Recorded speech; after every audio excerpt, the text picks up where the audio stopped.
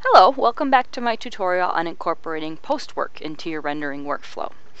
So I realized after I had finished the first part of this tutorial in both Daz and Poser that I left out something kind of important. It's an easy something, so it'll be fixed really quick. I just need to show you how to do it. When we get into Photoshop, which I promise we will get to very soon, we're going to be able to very easily change things like colors and highlights and shadows on just parts of our image, and we can leave other parts of it alone, or we can do them differently, make some parts brighter and other parts darker. But to do this, we really need to be able to identify the boundaries between the parts of the things that we want to change and the things that we don't want to change. So thankfully, both Daz and Poser make it very easy for you to render something that's just essentially a mask, an outline of the things that are in our foreground. And if we leave the rest of it completely empty, we will be able to save it as a transparent image, which we can use as a layer in Photoshop. You won't see it. It'll just be an easy way for us to select things that are in front. And so to do that, all I have to do is start making things invisible, and you probably know how to do this anyway, but figured I would not be a very good tutorial provider if I didn't walk through all of the steps. So you'll see I'm going to ignore the parts of the things that are in front of my figure, because those are things that I consider to be foreground elements.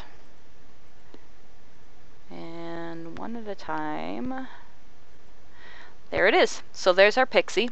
She's the pixie, her dragon, and these few blades of grass I consider to be my foreground elements, and so I'm just going to render a picture of her just like this. But to make it super simple, I'm actually going to turn out all the lights because I don't need them. Because all I really care about is getting that outline. So I'm going to go into my render settings. Again, I do not need this many shadow samples. I can pretty much drop that all the way down. I don't need a shading rate that low. So pretty much bare minimum render settings without any lights, and the only thing that it's going to render is going to be our foreground and our background elements. You can't even see the little dragon, but he's there. So I'm going to go ahead and start that rendering, and while that's going, I'll pop over here into Poser and do the same thing. I've pulled up my hierarchy editor, and it's just a matter of turning those same things off that we did in the other render. Everything in the back that we don't need. Now you see this little guy here, the advanced render settings control. This is something that Python script drops into the scene when you run the script that generates your occlusion layer and your depth of field layer. So you can't really see it anyway, but I'll turn it off.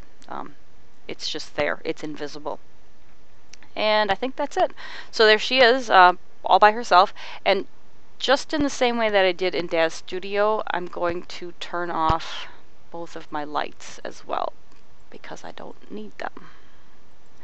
And in my render settings, which I think are pretty low to begin with because I rendered that occlusion layer last, yep, everything looks good, nice and crummy settings.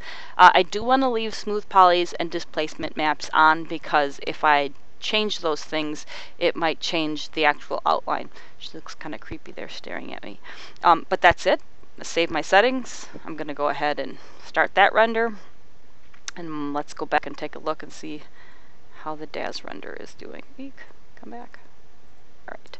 And there it is. This one's done. So I'm going to go ahead and save it as the pixie mask. And while that's saving, sure enough, Poser's just about done here.